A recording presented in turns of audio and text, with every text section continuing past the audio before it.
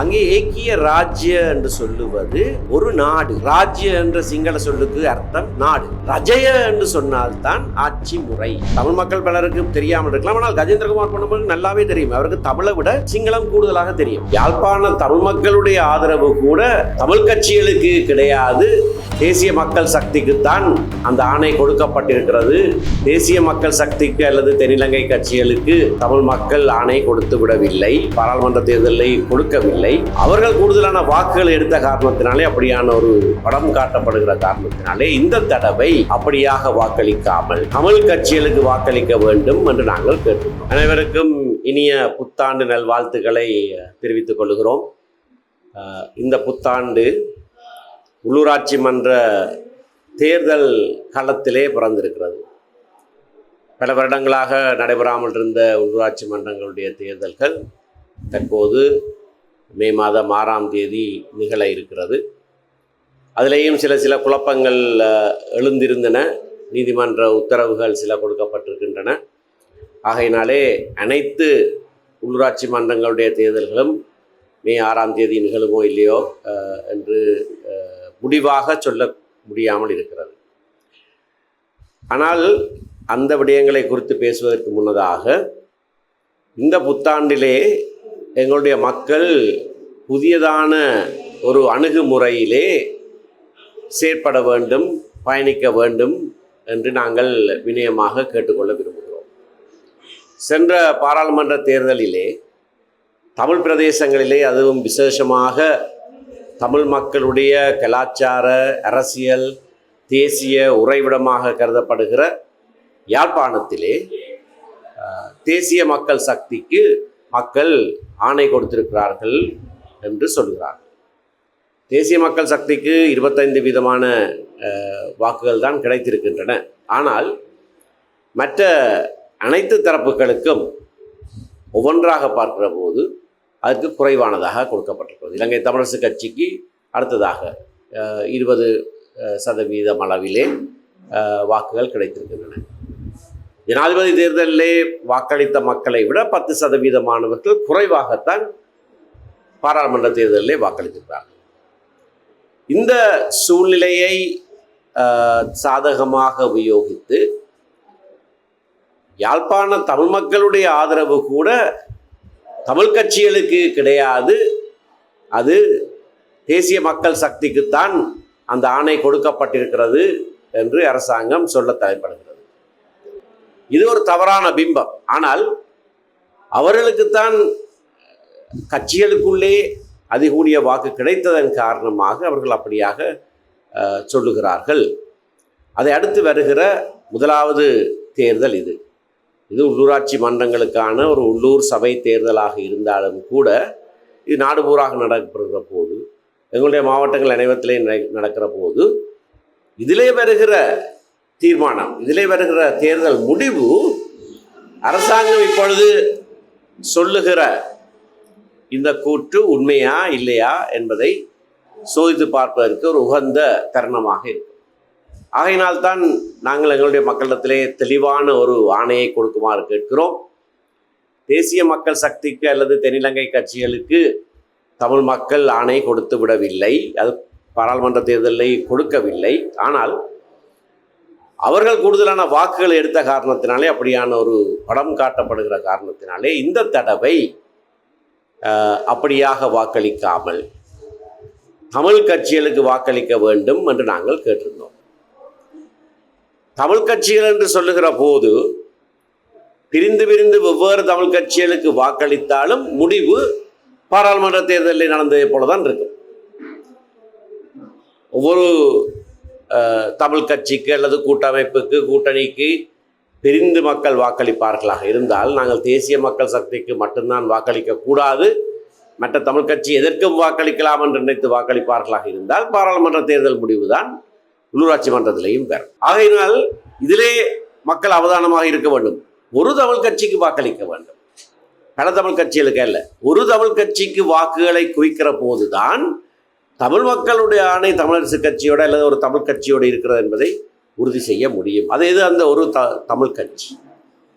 இன்றைக்கு இந்த நாட்டிலே சமஷ்டி ஆட்சி முறை ஏற்பட வேண்டும் என்று 75 வருட காலமாக இந்த கட்சியினுடைய அடிநாதமாக விளங்குகிற கோஷத்தை இன்று வரைக்கும் கொண்டு செல்லுகிற கட்சி இலங்கை தமிழரசு கட்சி.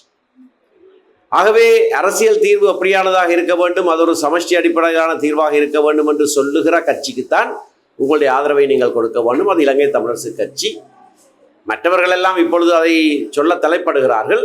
ஆனால் அவர்களெல்லாம் அடிப்படையிலேயே சமஷ்டிக்கு எதிரானவர்களாக இருந்தவர்கள் இப்பொழுது தேர்தல் காலத்திலே அல்லது அரசியல் நோக்கங்களுக்காக நாங்களும் சமஷ்டி தான் என்று சொல்ல தலைப்படுகிறார்கள். அரசாங்கம், இந்த அரசாங்கம் மிகவும் விசேடமாக தேசிய மக்கள் சக்தி அரசாங்கம் சுத்தமான இலங்கை அல்லது கிளீன் ஸ்ரீலங்கா என்று தாங்கள் ஆட்சிக்கு வந்தவுடனே அந்த கருப்பொருளிலே ஒரு வேலை திட்டத்தை ஆரம்பித்தார்கள். எல்லாவற்றையும் சுத்தமாக்குவது, சரியான முறையிலே நடப்பது என்றெல்லாம் சொன்னார்கள். ஆனால் அதற்கு பிறகு வருகிற முதலாவது தேர்தலிலே இதற்கு முன்னர் இருந்த ஆட்சியாளர்கள் செய்யாத பல விடயங்களை கூட தேர்தல் விதிமுறைகளை மீறுகிறதாக அவர்கள் செய்கிறார்கள், நேரடியாகவே செய்கிறார்கள். அமைச்சர் சந்திரசேகரன் உரையாற்றிய ஒரு கூட்டத்திலே சொன்ன கருத்துக்களை பார்த்தேன். எங்களுடைய கூட்டத்தை நிறுத்த பார்த்தார்கள், மாற்றுக் கட்சியினரை, முன்னாள் தவிசாளர்களை நரி என்று சொற்பிரயோகம் செய்தார். அவர்களுக்கு விளையாட தெரிந்தால் எங்களுக்கு விளையாட தெரியும் என்று ஒரு ரவுடி பாணியிலே சவால் விடுகிறார். அரசாங்கத்திடத்திலே நான் கேட்க விரும்புகிறது, இதுதான் உங்களுடைய கிளீன் ஸ்ரீலங்கா? நேரடியாகவே தேர்தல் விதிமுறைகளை முறைகளை மீறிக்கொண்டு, அது மீறுவது மட்டுமல்ல, நாங்கள் மீறுவோம், எங்களுக்கு அப்படி விளையாட தெரியும், நீங்கள் முடிந்தால் செய்து காட்டுங்கள் என்று சவால் விடுகிற அளவுக்கு காடைத்தனமான முறையிலே அரசாங்கம் செயற்பட ஆரம்பித்திருக்கிறது. இது வாக்காளர்களுக்கும் ஒரு விழிப்புணர்வை கொண்டு வர வேண்டும். ஊழலற்ற ஆட்சி, சீரான ஆட்சி, சரியான முறையிலே நாங்கள் நாட்டை கொண்டு செல்லுவோம், சட்டத்தை மதிப்போம், சட்டத்தின் ஆட்சி தான் நாட்டிலே இருக்கும் என்றெல்லாம் சொல்லுகிறவர்கள் முதலாவது சந்தர்ப்பத்திலேயே தங்களுடைய தேர்தலுக்காக வெளிப்படையாக சட்டத்தை மீறுகிற செயலிலே இறங்கியிருப்பதை மக்கள் கவனத்திலே கொள்ள வேண்டும். ஆனால் மேன்முறையீட்டு நீதிமன்றத்துக்கு திரும்பவும் சென்று வழக்கு தாக்கல் செய்தவர்களுக்கும், ஆரம்பத்திலேயே மேன்முறையீட்டு நீதிமன்றத்திலே வழக்கு தாக்கல் செய்தவர்களுக்கும் இந்த 2 விடயங்கள் சம்பந்தமாகவும் தெரிவத்தாட்சி அலுவலர்களுடைய முடிவுகள் தவறு, அவர்களுடைய வேட்புமனுக்கள் ஏற்றுக்கொள்ளப்பட வேண்டும் என்று மேன்முறையீட்டு நீதிமன்றம் தீர்ப்பளித்திருக்கிறது. ஆகவே உச்சநீதிமன்றம் இந்த விடயம் சம்பந்தமாக கொடுத்திருக்கிற தீர்ப்புக்கும், மேன்முறையீட்டு நீதிமன்றம் இந்த விடயங்கள் சம்பந்தமாக கொடுத்திருக்கிற தீர்ப்புக்கும் நேரடி முரண்பாடு காணப்படுகிறது. இதை நிவர்த்தி செய்ய வேண்டிய பொறுப்பு நாட்டின் சட்டமா அதிபருக்கு தான் உண்டு. சட்டமா அதிபர் தான் தேர்தல் ஆணைக்குழுவுக்காகவும் திருவத்தாட்சி அலுவலருக்காகவும் நீதிமன்றத்திலே ஆஜராகியும் இருந்திருக்கிறார். ஆகையினாலே சட்டமா அதிபர் இதனை உடனடியாக உச்ச நீதிமன்றத்துக்கு கொண்டு சென்று இதை சீராக்க வேண்டும். இல்லை என்றால் ஒரு சமசீரற்ற முறையிலே இந்த தேர்தல் நடைபெற இருக்கிறது. ஒரே விதமான குறைபாட்டுக்காக சிலருடைய வேட்புமனு நிராகரிக்கப்பட்டதாகவும், அதே விதமான குறைபாட்டோடு வேறு சிலருடைய வேட்புமனுக்கள் ஏற்றுக்கொள்ளப்பட்டதாகவுமாகத்தான் இந்த தேர்தல் நடைபெற இருக்கிறது. ஆகையினாலே சட்டமாதிபர் உடனடியாக உச்ச நீதிமன்றத்திலே, ஏனென்றால் உச்ச நீதிமன்றம் மேன்முறையீட்டு நீதிமன்றத்துக்கு மேலானது, அது உச்ச நீதிமன்றத்திலே தெளிவுகளை பெற வேண்டிய பொறுப்பு சட்டமாதிபருக்கு உண்டு. சட்டமாதிபர் அதனை விரைந்து செய்ய வேண்டும். இல்லாவிட்டால் இந்த தேர்தல் ஆணைக்குழு நடத்த போகிற இந்த தேர்தலிலே ஒருவருக்கு கிடைத்திருக்கிற நிவாரணம் அதே குறைபாட்டுக்காக இன்னொருக்கு கிடைக்காத ஒரு சூழ்நிலையாக இந்த தேர்தல் நடைபெற இருக்கிறது. மீளவும் தேர்தலிலே நாங்கள் போட்டியிடுகிற 59 சபைகளுக்கும் தமிழ் மக்கள் பெருவாரியாக இலங்கை தமிழரசு கட்சிக்கு வாக்களிக்க வேண்டும்.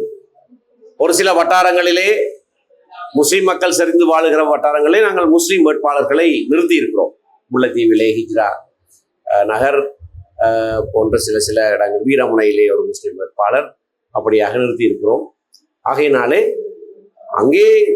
அங்கேயும் தமிழ் பேசுகிற மக்களாக அனைத்து தமிழ் பேசுகிற மக்களும் வடக்கு கிழக்கிலே இலங்கை தமிழரசு கட்சிக்கு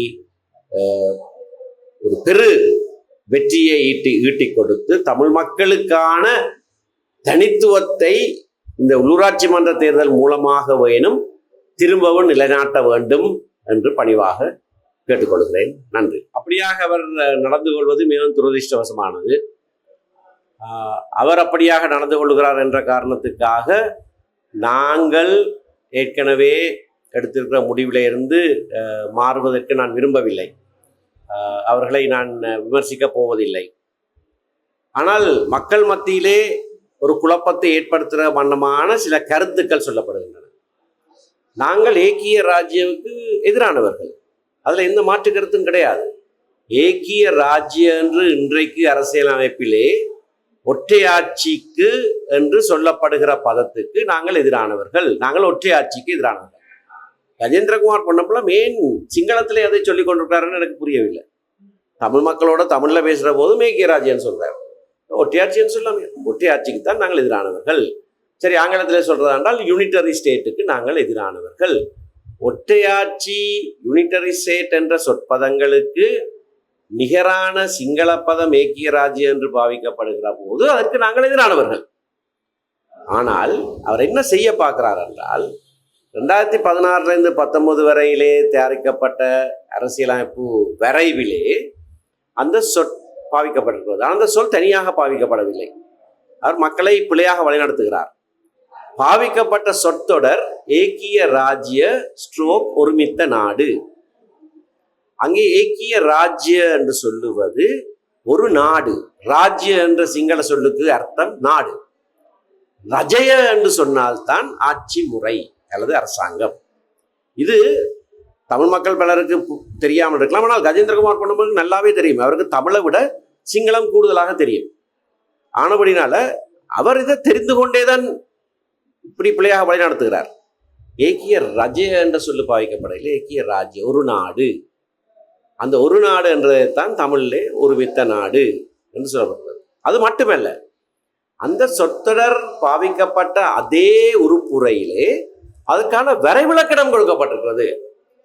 என்ன சொல்லை பாவித்தாலும் இந்த சொல்லினுடைய அர்த்தம் இதுதான் என்று அங்கேயே சொல்லப்பட்டால் அதுதான் அதனுடைய அர்த்தம். வரைவிலக்கணம் என்ன சொல்லுகிறது? மத்தியிலும் மாகாணங்களிலும் அரசியலமைப்பிலே சொல்லப்பட்டதன்படி அதிகாரங்களை பிரயோகிக்கிற நாடு என்று சொல்லப்பட்டிருக்கிறது. ஏன் மத்தியிலும் மாகாணங்களிலும் என்று சொல்லப்பட்டிருக்கிறது? ஏனென்றால் இது ஒற்றை ஆட்சி அல்ல. ஒற்றை ஆட்சி என்றால் மத்தியிலே மட்டும்தான் அதிகாரங்கள். ஆனால் அதே உறுப்புரையில சில சட்டங்கள்ல வரைவிலக்கணம் கடைசியில ஒரு இடத்துல போடுவார்கள். இந்த சொற்களுக்கான வரைவிலக்கணங்கள் இதுதான் என்று கடைசி உறுப்புரையா இருக்கும். இது அப்படி அல்ல. அதே உறுப்புரையிலேயே இந்த வாசிக்கிற போதே தெளிவாக இருக்க வேண்டும். என்னத்தை சொல்லுகிறார்? எழுதப்பட்டிருக்கிறது மத்தியிலும் மாகாணங்களிலும் அரசியலமைப்பில் சொல்லப்பட்டபடி அரசு அதிகாரங்களை உபயோகிக்கிற நாடு. ஆகையினாலே அது ஒற்றையாட்சியே அல்ல. அதை படிக்கிறவர்களுக்கு தெரியும். அங்கு 10 மத்தியிலே ஒரு அலகும் 9 மாகாணங்கள் சேர்ந்து 10 அலகுகளிலே ஆட்சி நடைபெறுகிற நாடு என்று வரைவிலக்கணத்திலே கருப்பும் வெள்ளையுமாக எழுதப்பட்டிருக்கிற போது அதை பற்றி கதைக்காமல், அந்த சொற்றொடருடைய முழு சொற்றொடரையும் உபயோகிக்காமல் வேண்டுமென்றே ஏக்கிய ராஜ்யம் என்று தமிழில் பேசுகிற போதும் சிங்கள சொல்ல பாவித்து கொண்டு மக்களை தவறாக வழிநடத்துகிறார். இது துரதிருஷ்டவசமான ஒரு விஷயம். நான் முதலே சொன்னதைப் போல அவரை விமர்சிப்பதற்காக நான் இதனை செய்யவில்லை, தெளிவுபடுத்தலுக்காக மட்டும்தான் செய்கிறேன். மற்ற கட்சிகளை தமிழ் கட்சிகளை நாங்கள் விமர்சிக்க போவதில்லை.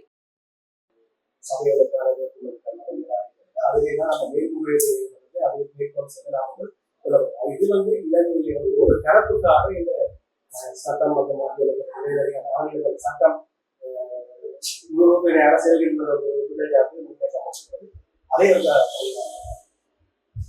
ஆரம்பத்திலேயே உச்ச நீதிமன்றத்திலேயும் மேன்முறையீட்டு நீதிமன்றத்திலேயும் ஒவ்வொரு கட்சிகள் எழுத்தாணை மனுக்களை தாக்கல் செய்த போது அரசாங்க கட்சி மேன்முறையீட்டு நீதிமன்றத்திலே தான் தாக்கல் செய்ததாக நான் அறிகிறேன்.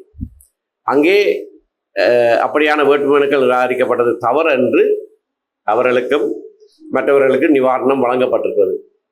இப்போது உச்சநீதிமன்றத்துக்கு அடிப்படை உரிமை வழக்கு தாக்கல் செய்தவர்களுக்கு அதே காரணத்துக்காக செய்யப்பட்ட வேட்பு மனுக்கள் நிராகரிக்கப்பட்டதாக முடிவுகள் வந்திருக்கின்றன.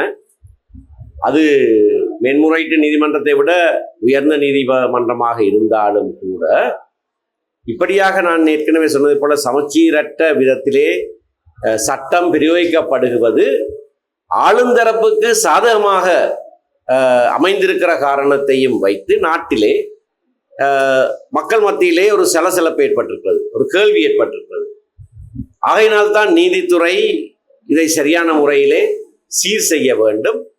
அந்த நீதித்துறையை அப்படி சீர் செய்வதற்கான வழிநடத்துதலை நாட்டின் சட்டமா அதிபர் உடனடியாக எடுக்க வேண்டும். நாங்கள் அனைத்து கட்சிகளுக்கும் அழைப்பு விடுத்திருந்தோம். எங்களுடைய தலைவர் அது சம்பந்தமாக மிகவும் சிரமம் எடுத்து மற்ற கட்சி தலைவர்களை அவர்களுடைய வீடுகளுக்கு சென்று சந்தித்து, செல்வம் அடைக்கலநாதனை மன்னாருக்கு போய் சந்தித்து பல முயற்சிகளை எடுத்திருந்தார். ஆனால் அது கைகூடவில்லை.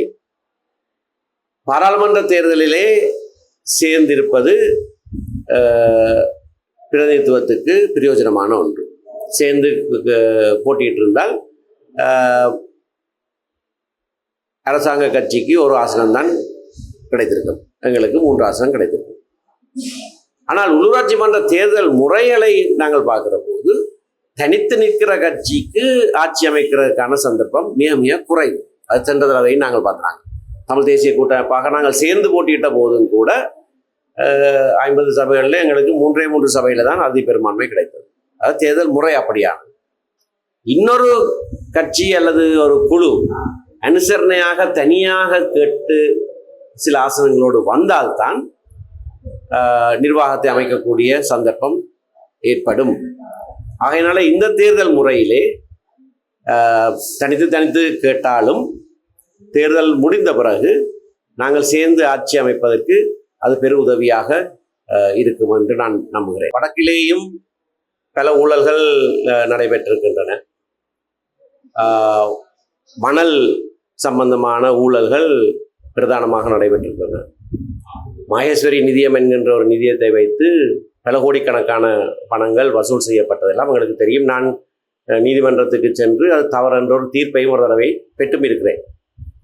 2015ஆம் ஆண்டு மைத்ரிபால சிறிசேன ஆட்சிக்கு வந்த உடனே ஊழல் எதிர்ப்புக்காக ஒரு செயலணி ஒன்று உருவாக்கப்பட்டது. அந்த செயலணி உருவாக்கப்பட்ட போது அதற்கான ஒரு குழு நியமிக்கப்பட்டது. திரு சம்பந்தனும் நானும் அந்த குழுவில் இருந்தோம். அனுரகுமார் திசாநாயக் அந்த குழுவில் இருந்தார். மங்கள சமரவீர தலைமையிலே அந்த குழு அமைக்கப்பட்டது. அதிலே ஊழல் சம்பந்தமான குற்றச்சாட்டுக்களை முன்வைப்பதற்கான ஒரு அலுவலகத்தை திறந்து அதிலே அந்த முறைப்பாடுகளை செய்யும்படியான ஒரு வேலை திட்டம் ஆரம்பிக்கப்பட்டு அனுரகுமார் திசாநாயக் அதுக்கு பொறுப்பாக விடப்பட்டார். அவருடைய செயலாளராக அந்த வேளையிலே கடமையாற்றிய ஆனந்த விஜயபால என்கின்றவர் தான் அந்த செயலத்துக்கு பொறுப்பானவராக நியமிக்கப்பட்டவர். அந்த செயலகம் அலரி மாளிகையிலே பக்கத்திலே உருவாக்கப்பட்டது. வேறொரு வாயில் மூலமாக அதற்குள்ளே செல்லலாம்.